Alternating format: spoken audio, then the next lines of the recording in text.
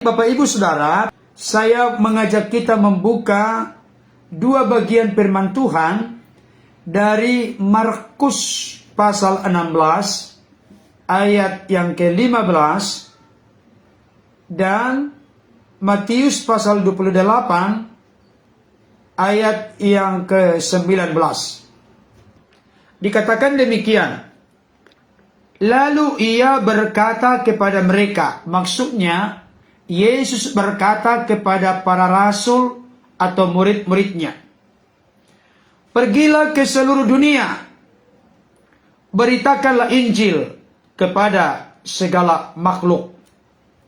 Matius 28 ayat yang ke-19 dikatakan demikian, karena itu pergilah, jadikanlah semua bangsa muridku, dan baptislah mereka dalam nama Bapa dan Anak dan Roh Kudus.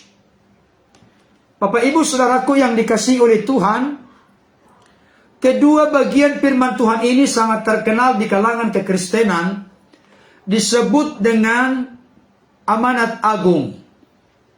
Meskipun perlu kita catat dan perhatikan, kalau Matius 28 ayat 19 dan Markus 16 ayat 15 disebut sebagai amanat agung, bukan berarti bagian-bagian firman Tuhan yang lain menjadi semacam tidak atau kurang agung.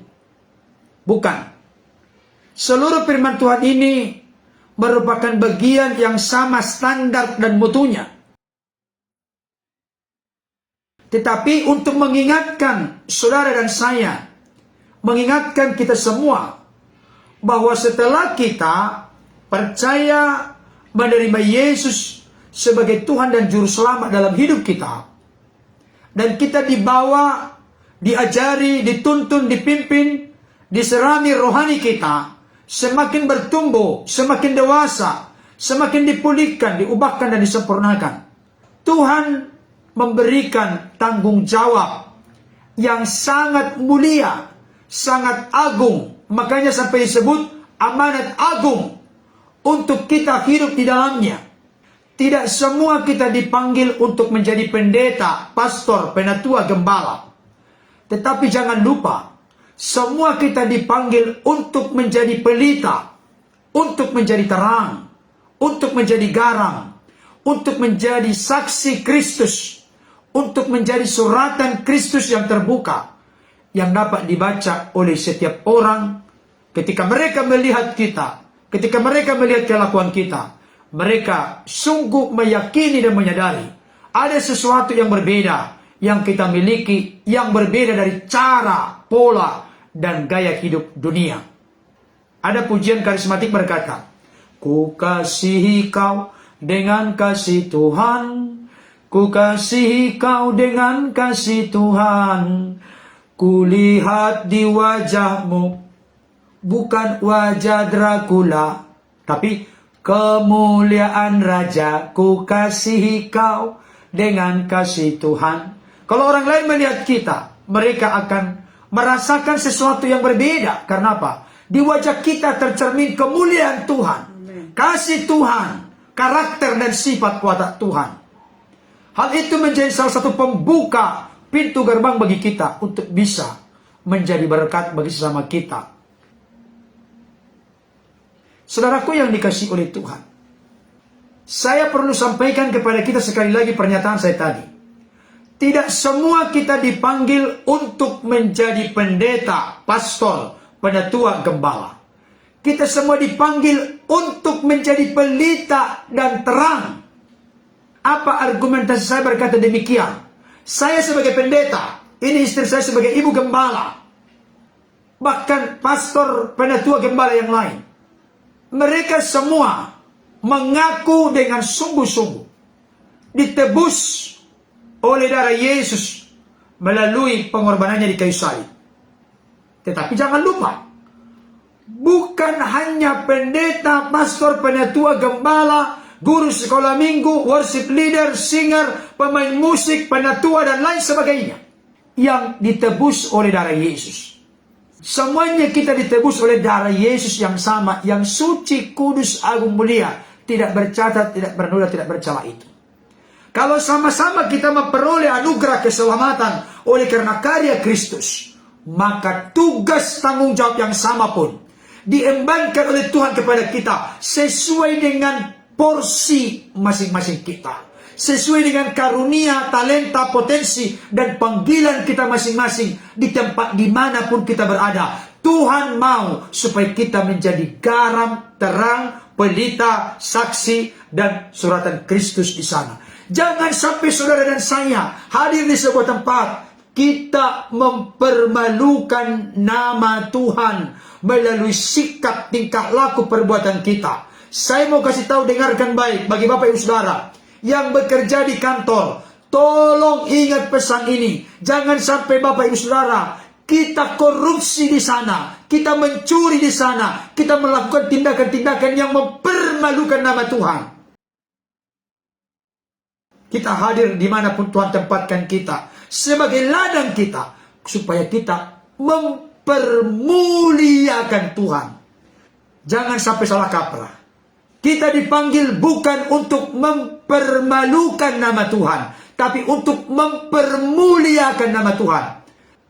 Aku dan keluargaku dipanggil bukan mempermalukan nama Tuhan, tapi mempermuliakan nama Tuhan.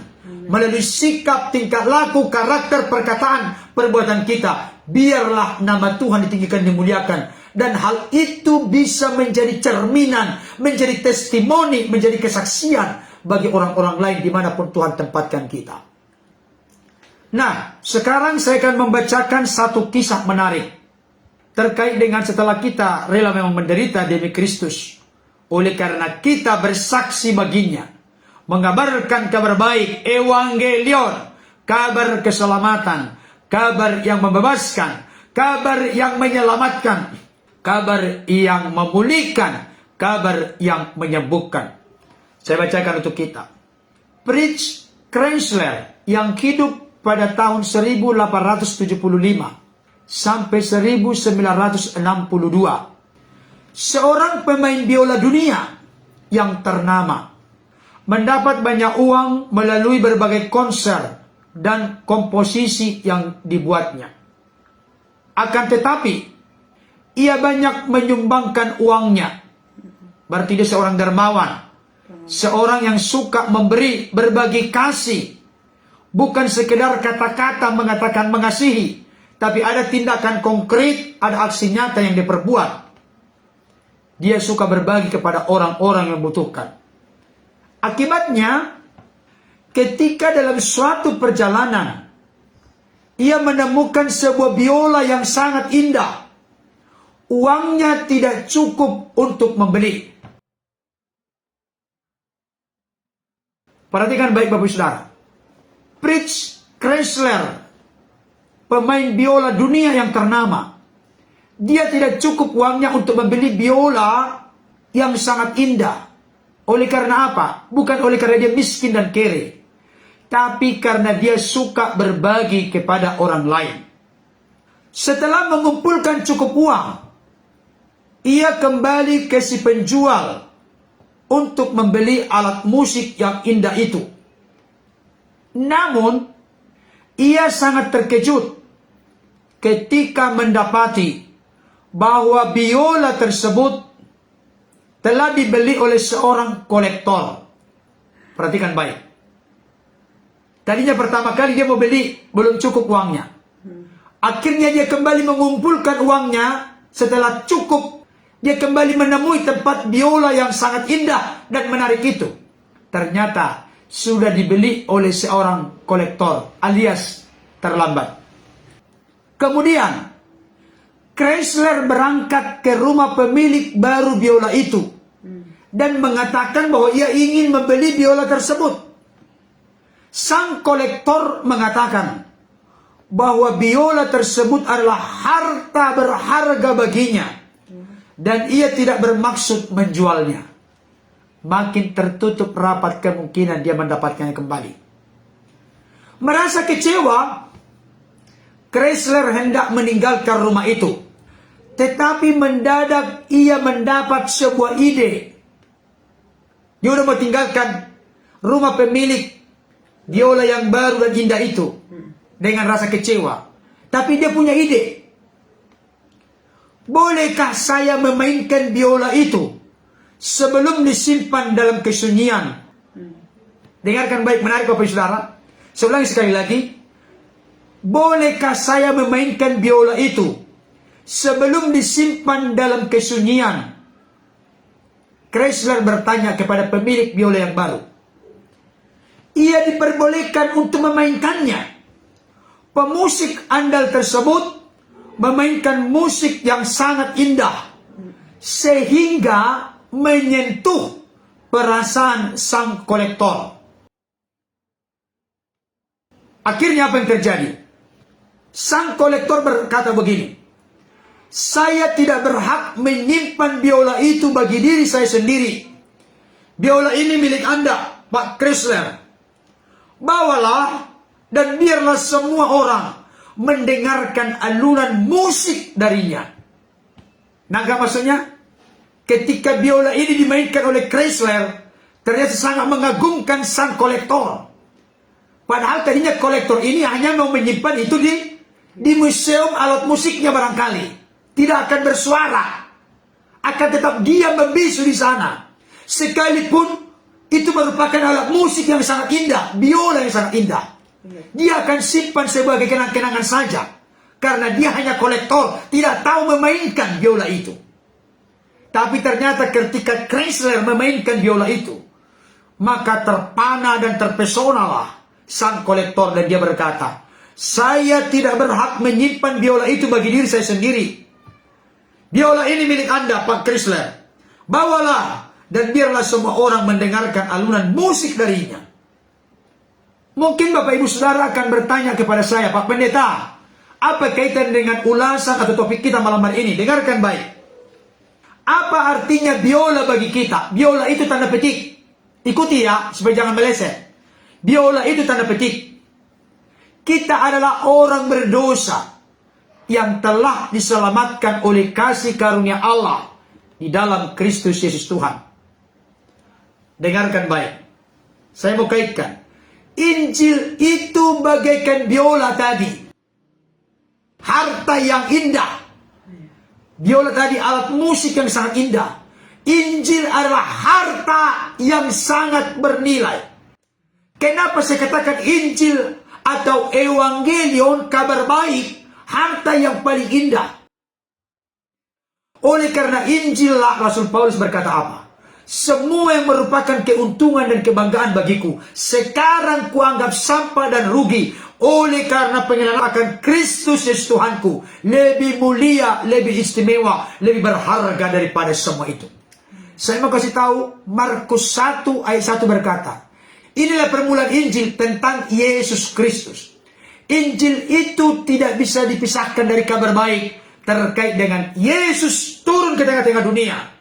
Dia rela mati di kayu salib. Pada hari ketiga dia bangkit dari antara orang mati. Bahkan dia naik ke sorga.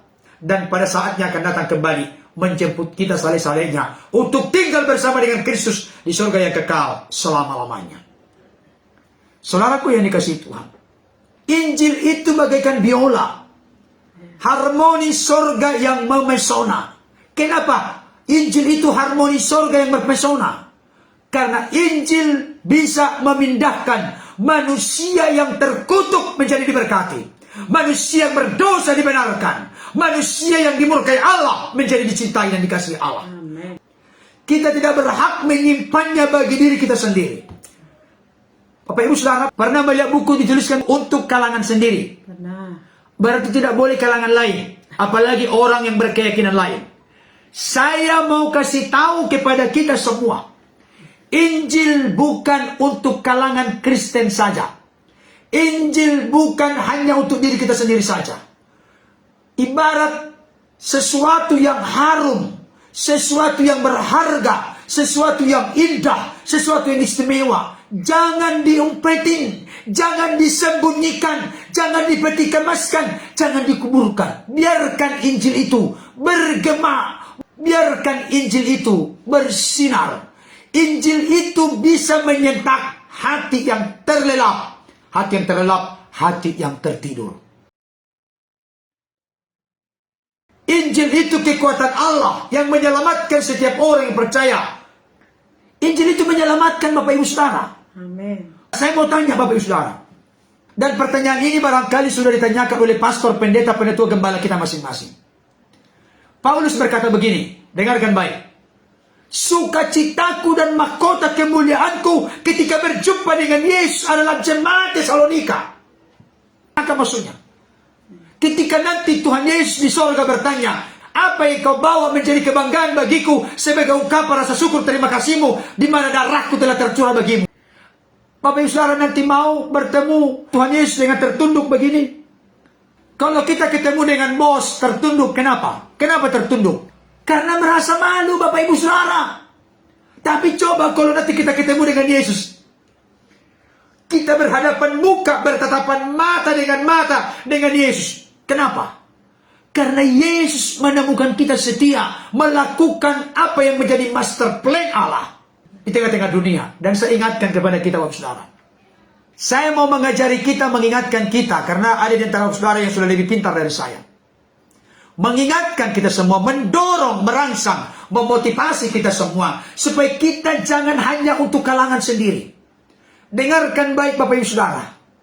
Biasanya, saat-saat terakhir orang tua kita berpisah dengan kita, maka kata-kata yang diucapkan itu adalah kata-kata yang bergema, yang akan tercatat dan tersimpan dalam hati kita. Betul? Betul. Kata-kata terakhir sebelum menghembuskan nafas terakhir. Pesan-pesan penting, dia mengumpulkan tenaganya, menyampaikan sesuatu yang sangat berarti dan berharga kepada anak-anaknya, mungkin menantunya, mungkin cucu-cucunya, atau mungkin istrinya, kalau bapak yang meninggal. Dia mau menyampaikan sesuatu. Dengarkan baik Bapak Ibu Saudara. Yesus mengatakan, pergilah ke seluruh dunia, beritakan Injil kepada segala makhluk. Pergilah ke seluruh dunia, jadikanlah semua bangsa muridku. Itu saat-saat terakhir. Saya ulangi sekali lagi. Yesus mengatakan perkataan itu yang disebut sebagai amanat agung. Itu disampaikan oleh Yesus kepada murid-muridnya di saat-saat terakhir akan berpisah dengan murid-muridnya, dan Yesus akan naik ke sorga. Pesan terakhir yang disampaikan bukan kalian akan mendapat berkat besar. Bukan itu. Pesan terakhirnya adalah, jadilah saksiku, jadikan semua bangsa muridku. Nanti ketika kita berhadapan muka dengan muka kepada Yesus, apakah kita akan dikatakan oleh Yesus seperti di dalam kitab Matius, baik sekali perbuatanmu hai hambaku yang tak ada setia, masuklah ke dalam kebahagiaan Tuhanmu. Sambutan Yesus kepada kita sama seperti sambutan Yesus kepada siapa? Mati syahid pertama, Stefanus. Stefanus berkata apa? Ya Tuhan, ampunilah mereka sebab mereka tidak tahu apa mereka perbuat. Dia kutip perkataan Yesus ketika di kayu salib, karena dia dilempari dengan batu. Dia bukan memaki, bukan menghina, bukan balik membalas kejahatan dengan kejahatan, tapi dia berkata, ya Tuhan, ampunilah mereka, mereka tidak tahu mereka perbuat. Yang kedua, dia kutip lagi Yesus, ya Tuhan, ke dalam tanganmu kuserahkan nyawaku. Pengakuan iman rasuli berkata apa? Duduk di sebelah kanan Allah Bapa. Tapi kitab Kisah Para Rasul berkata apa? Maka Yesus dilihat oleh Stefanus berdiri di sebelah kanan Allah Bapa. Mana yang benar? Duduk atau berdiri? Dua-duanya benar. Duduk di sebelah kanan Allah Bapa itu pengertiannya, jangan berpikir ada kursi di sana. Kalau kursi Bapa itu ada, berarti kursinya harus kekal. Bukan, itu berbicara tentang kepercayaan, kehormatan, dan lain sebagainya. Tapi kalau dikatakan di dalam penglihatan dari seorang Stefanus yang sedang dilempari dengan batu, berdiri di sebelah kanan Allah Bapa. Kenapa berdiri? Mengartikannya gampang. Presiden mau masuk ke gedung DPR, maka seluruh ketua maupun wakil ketua, anggota DPR, MPR, DPD, mereka semua berdiri untuk menyambut sang presiden masuk ke ruangan gedung DPR.